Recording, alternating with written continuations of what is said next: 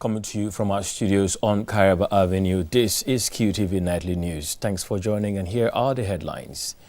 The government of the Gambia signed an agreement on Wednesday with Diamond Shipyards Group, a Dutch shipbuilding company, to procure 2 new ferries.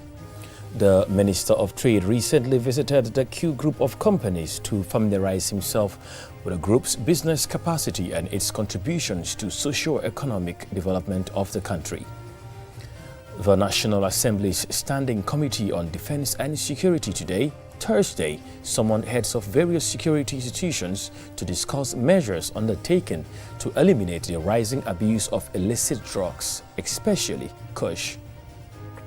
In international news, the British government's plan to stop young people from ever smoking passed its first reading in Parliament on Tuesday.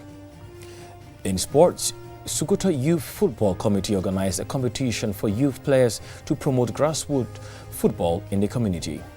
Those were the headlines, and now look at the news in detail.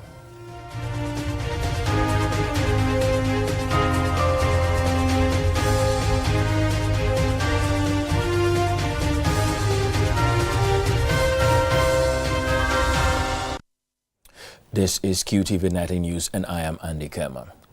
The government of the Gambia signed an agreement on Wednesday with Diamond Shipyards Group, a Dutch shipbuilding company, to procure 2 new ferries. The move is aimed at finding lasting solution to the recurring ferry interruptions between Banjul and Barra. Ansumana Esunyase reports. The signing of an agreement to procure 2 new ferries will lead to a sigh of relief and hope for frequent Banjul-Barra ferry commuters, particularly the people of the North Bank, who have had to deal with many challenges such as using boats and canoes to move from either end of the riverbank whenever the ferries are out of service. This development comes 2 days after President Barrow's surprise visit to the ferry terminal. The new ferries to be built by Diamond Shipyards Group are expected to be delivered in 16 months. The procurement is being supported by the African Development Bank through grant funding. According to the agreement, the ADB will procure 1 new green solar-powered ferry, while the government of the Gambia procures the second one through a supply credit arrangement with Diamond Shipyards. The Minister for Transport, Works and Infrastructure, Ibrahim Asilla, and Dr. Ismail Assise, the Minister of Information, stressed government's resolve to improving river transport, particularly the Banjul-Barra crossing point, and went on to reveal that, among other things, government plans to implement a robust strategy to facilitate easy movement of people, including the construction of a bridge between Banjul and Barra, the feasibility studies of which have already commenced. I want to announce to the public that the Gambia government is spiritedly engaged in the issue of the ferries.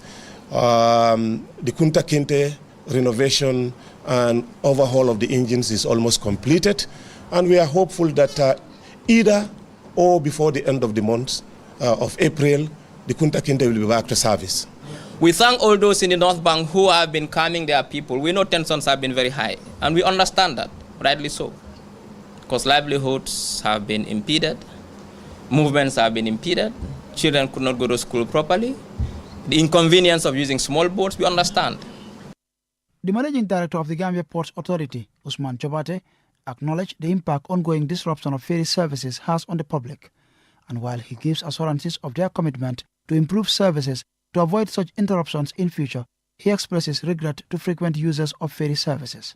First and foremost, to apologize to all Gambians, to all our esteemed customers, and to all users of the ferry services for the disruption in the service along the Banjul and Barra crossing points. Mayor Rahim Malik Low, whose office hosted the signing ceremony, commended government for showing a strong commitment to finding a lasting solution to the frequent ferry issues, and sympathized with frequent commuters, especially students and women. Her remarks were echoed by Honorable Tamsir Cham, the National Assembly member for Opanyomi. I want to commend the Gambia government for responding to the needs of the people. We are also honored to host this historic event.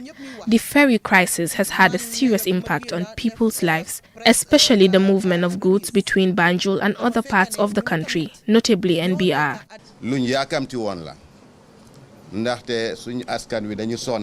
This is a very important occasion because our people have been suffering for a very long time.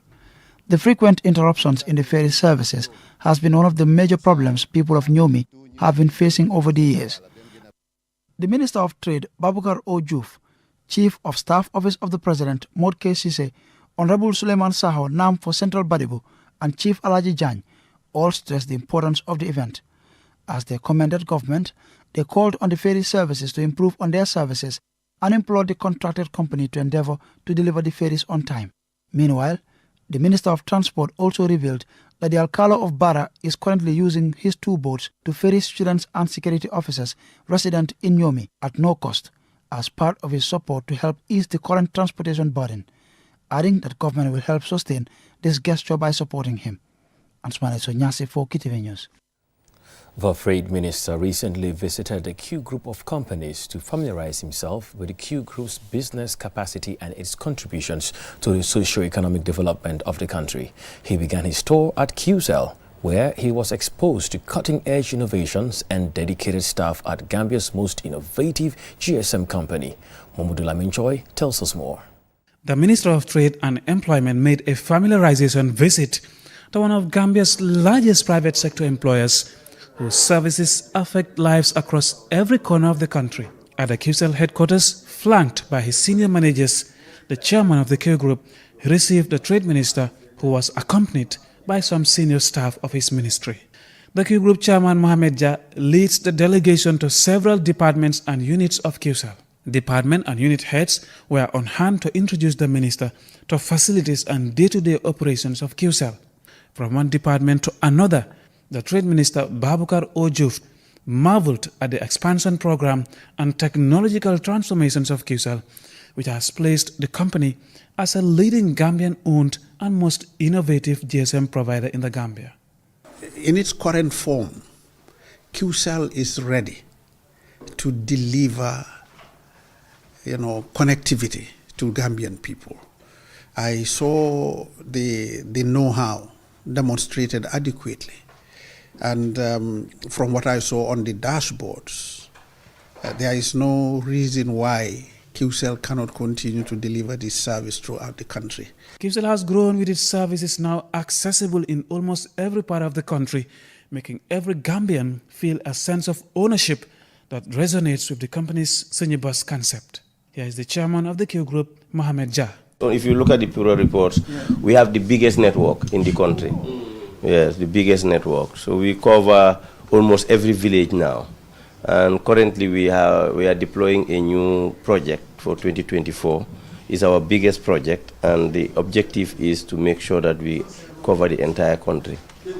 QCell is the only privately owned Gambian GSM company which entered the market in 2009. Since it started operations, it has employed hundreds of Gambians and is the leading company in terms of setting the pace in innovation and accessible quality services. Among several innovative services, QCell became the first to launch 3G, 4G and 5G networks in the Gambia. Because we came, and we felt that the standards were very low. And we decided to take that slogan, and we used that slogan for many years before we moved into the senior bus, because everything is staged one after the other. And I believe that we have set the standards we wanted to set. At the time we started, most companies will feel so good to affiliate themselves to a company outside, and we said no. We are coming, we are QuantumNet, setting standards. We are a local company. We are a Gambian company. I saw the map. I saw all the towers located in the Gambia. I saw, technically how equipped the company is to deal with issues, challenges around the network, challenges around, power generation, all the innovative ideas that have been put into that model to make QCell the company it is. And now, going beyond borders to Sierra Leone, I'll not be surprised in the next couple of years if I'm told QCell is in Liberia or QCell is somewhere else. The Minister of Trade and his delegation finished their tour of QCell with significant lessons on the role of private sector in socio-economic development. The visit has also highlighted the need for government support to Gambian-owned businesses for more employment creation and revenue generation for the development of the Gambia. Mahmoud Lamin Choi, QTV News. Concerned by the rising abuse of illicit drugs, particularly Kush, among young people, the Parliament's Standing Committee on Defence and Security, chaired by Deputy Speaker C.D. Eskenjai, today on Thursday, summoned heads of various security institutions to discuss measures undertaken to eliminate its prevalence in the Gambia. Aliu Sise again. Kush, an illegal drug to the existing illicit drugs, is destroying the lives of many users, particularly young people with potential. Unlike most of the drugs, the effects of taking Kush appear to be more deadly. Security forces in the Gambia are battling to win the war against this drug. But with Kush, or spice as it is called, spreading faster than expected, how can our country win the war against Kush? To help provide answers, the National Assembly Standing Committee on Defence and Security, under the chairmanship of Deputy Speaker C.D. Eskenjai, summoned the heads of the various security institutions to discuss the menace with a view to assess the progress made, identify the gaps and provide suggestions on areas that need improvement. Speaking at the start of the session, Committee Chairperson C.D. Eskenjai said the Standing Committee on Defence and Security is deeply concerned about the alarming escalation of crime and the rampant trade and circulation of illicit drugs, most especially Kush, often referred to as the zombie drug. He said the rate at which crimes are committed in the nation is alarming, with a disturbing surge in killings, murder, burglary, aggravated assaults and attacks on the lives and property of ordinary and hardworking civilians. Recent trends suggest that the Gambia serves as a farming, transit and storage hub for various illicit substances, including cannabis sativa, cannabis resina, commonly known as hashish, skunk, cannabis, kush, cocaine, tramadol and ecstasy. In response to the challenges, the committee called upon all stakeholders, particularly our esteemed security agencies, to redouble their efforts in safeguarding not only the security but also the sanctity of the nation. For it is the surest way of combating illicit drug trade and as well as crime comprehensively. The fact that Kush can be made with so many ingredients makes it almost impossible to stamp out. It is now in several forms as its dynamics are changing. With security facing an uphill battle to beat Kush, the Gambian security needs help to eliminate it. Abubakar S. Jang, National Security Advisor, Office of the President, Sadiq Gassama, Deputy Director General, National Intelligence Service, Bakari Gassama, Director General of National Drug Law Enforcement Agency, Asan Tangara, Permanent Secretary, Minister of Interior, Mamadou Sow, Deputy Inspector General of Police, and Musa Elmbop, Advisor to the National Drug Law Enforcement Agency, shared similar concerns with the committee and promised to further collaborate to win the fight. Efforts are being made, concrete efforts for that matter, to ensure that if it is not totally eliminated, it is reduced to its bare minimum. We have redesigned our ways of fighting against drugs and criminalities, added to our other commitments. We're doing everything possible within our mandate with the mega resources available to ensure that we effectively execute our mandate. But we have a very big task ahead of us. And for that, I think we don't at least shy about that one. We'll do our job within the ambit of the law. It is hoped that the outcomes of the committee meeting will foster greater coordination and information sharing among all stakeholders, including government agencies, civil society organizations, religious leaders, and the private sector, about how to combat drug abuse, particularly Kush. Reporting for QTV News, I am Aliu Sise. We will now go for a commercial break. When we return, we have more local, international, and sports news stories. Do stay tuned. Gambia is proud to host the 15th OIC Summit on the 4th and 5th May 2024. The second largest gathering of world leaders, kings, presidents, rulers, prime ministers, along with delegates from 57 member countries of the Organization of Islamic Cooperation will gather in our beloved nation for this historic event. The theme of the summit is enhancing unity and solidarity through dialogue for sustainable development. It's a platform to foster cooperation, promote peace and drive sustainable development across the Ummah and the world at large. We call on all Gambians to unite and support the government as it strives to host a memorable and successful event. Let's showcase our hospitality, culture, and the beauty of the Gambia to the world. Join us in making history. Let's stand together, united as one, to ensure the 15th OIC Summit in the Gambia is an event to remember. Together, we can make a difference.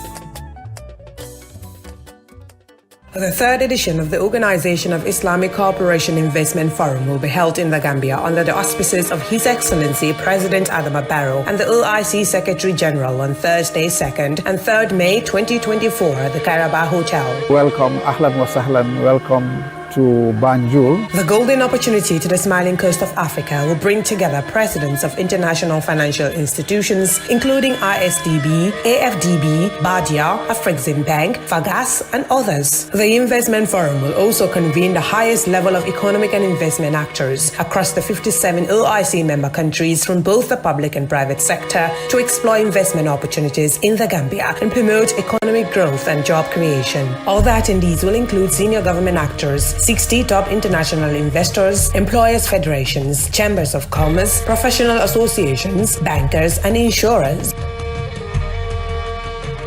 We welcome the investors to come and invest into the Gambia.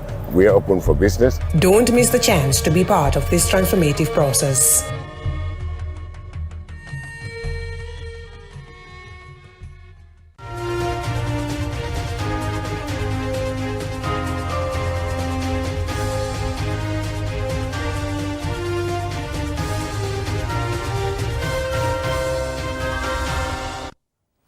If you're just tuning in, this is QTV Nightly News. Welcome back from the break. The EU funded Enhancing Africa's Response to Transitional Organized Crime ENACT project recently hosted a seminar to discuss strategies for combating transnational organized crime TOC in Africa. Lena E. Igwenyiba reports. ENACT's latest research explores the African Commission on Human and People's Rights, ACHPR, approach to tackling TOC within the African human rights system. It focuses on how the Commission has utilized the African Charter on Human and People's Rights to combat TOC, which involves criminal collaboration across borders for illegal activities like drug smuggling, human trafficking, and fraud. The study also examines the challenges faced by the ACHPR and its potential future actions. Raphael Brigandi, chargé d'affaires at the EU delegation to the Gambia, emphasizes the importance of ENACT's research in this field. The ENACT project, committed to strengthening Africa's capacity to combat transnational organized crimes, accomplished its goal by creating awareness, producing evidence-based knowledge, building skills, and providing technical expertise to governments and regional institutions. Faye Ogunnet, ENACT Regional Organized Crime Observatory Coordinator for West Africa, highlights key challenges and recommendations. So that's the only organization in Africa, the Khartoum Center, that is responsible for TOCs. So you have absolutely zero organization from the African Union perspective. The Peace and Security Council in Addis Ababa, they've done a few things, but you don't have a serious body within the African human rights system, within the system that is responsible for TOC.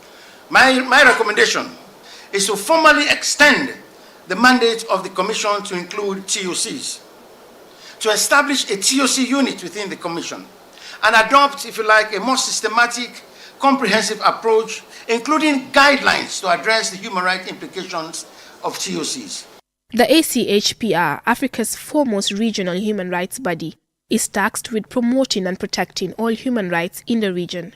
Abiola Idowu Ojo, Executive Secretary of the Africa Union's African Commission, Human and People's Rights, underscores the research importance in offering a new perspective for the Commission to address TOC. I agree absolutely with Dr. Faye that it's not that the African Commission has not been engaging with transnational organized crime issues, but it has been engaging with these issues on an ad hoc basis in different contexts, cutting across diverse thematic issues.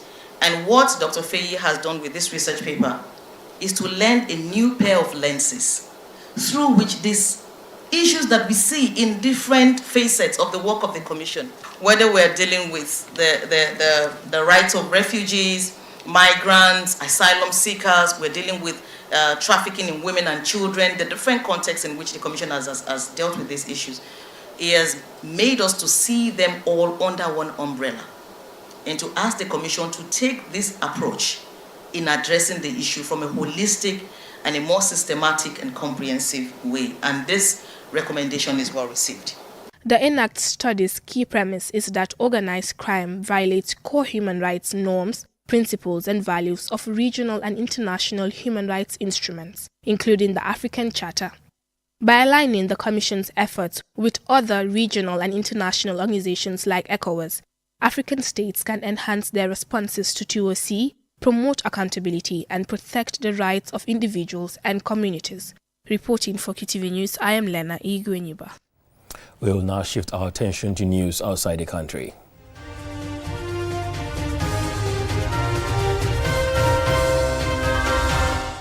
The British government's plan to stop young people from ever smoking passes first reading in Parliament on Tuesday. Despite vocal opposition from within, Prime Minister Rishi Sunak's Conservative Party. Julian Jai has more. The bill, a key policy announced by Sunak last year, will make it illegal to sell tobacco products to anyone born after January 1st, 2009. If passed, the bill will give Britain some of the toughest anti-smoking measures in the world. Authorities say it will create modern Britain's first smoke-free generation.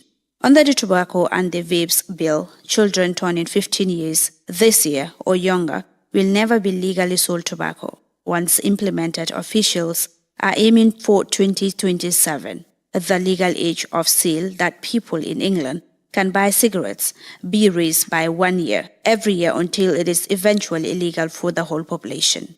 The bill also includes measures to crack down on youth vaping, such as banning the sale of cheap disposable vapes and restricting their flavors to prevent children from becoming addicted to nicotine. It is currently illegal for anyone to sell cigarettes or tobacco products and vapes to people under 18 years old throughout the UK. Lawmakers voted 383 to 67 to give the bill a second reading late Tuesday. Although the bill was widely praised by health experts and had the support of the opposition Labour Party, Sunak faced rebellion from some members of his party who criticized the proposals. Conservative lawmakers were granted a free vote, meaning they could vote with their personal conscience rather than follow the official party line. Opponents, such as the smokers' rights lobbying group Forest, said the move risks creating a black market and will treat future generations of adults like kids. The number of people who smoke in the UK has declined by 2/3 since the 1970s, but some 6.4 million people in the country, or about 13% of the population, still smoke, according to official figures. Authorities say smoking causes some 800,000 deaths a year in the UK and remains the number one preventable cause of death, disability and poor health. In the Gambia, efforts have been made in enforcing the Tobacco Control Act regulations, which came into force in December 2018, bringing into immediate effect bans on smoking in public places and tobacco advertising, promotion, and sponsorship. The Ministry of Health, in partnership with other stakeholders, is continuing its efforts to enforce the law and regulations. The latest Global Tobacco Report estimates that there are at least 37 million children aged 13 to 15 currently using some form of tobacco, with alarming levels of e-cigarettes use among adolescents in some countries. For QTV News, I am Julian Yai. And now a quick look at sports news.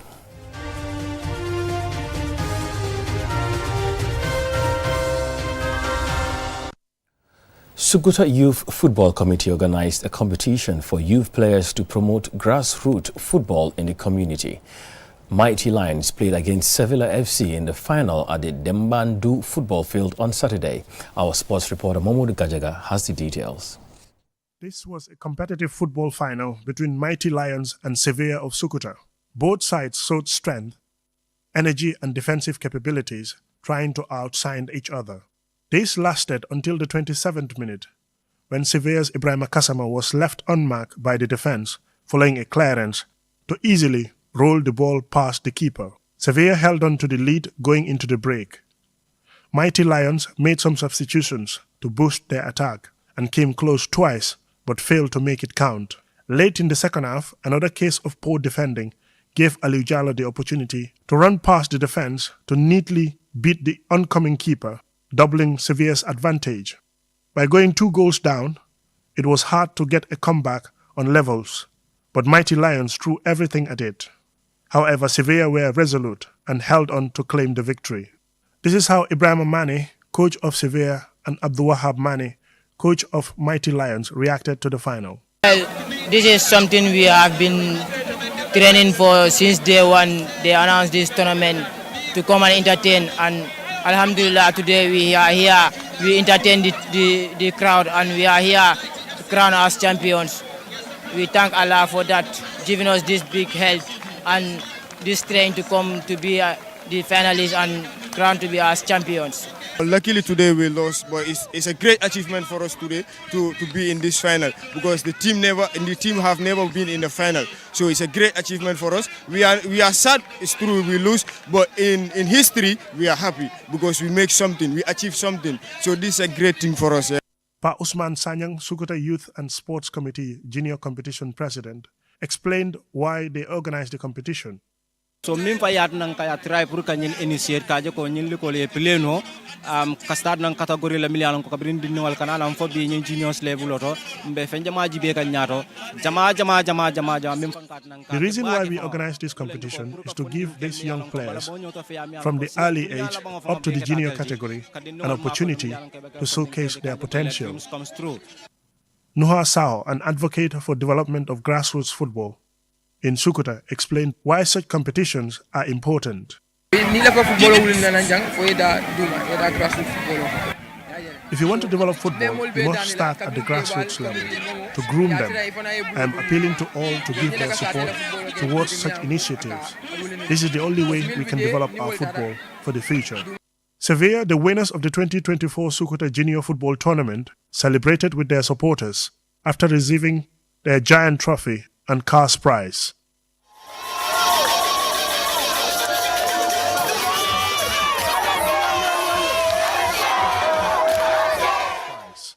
Mamudu Gajaga, QTV News.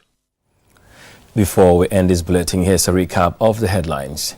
The government of the Gambia signed an agreement on Wednesday with Diamond Shipyards Group, a Dutch shipbuilding company, to procure 2 new ferries.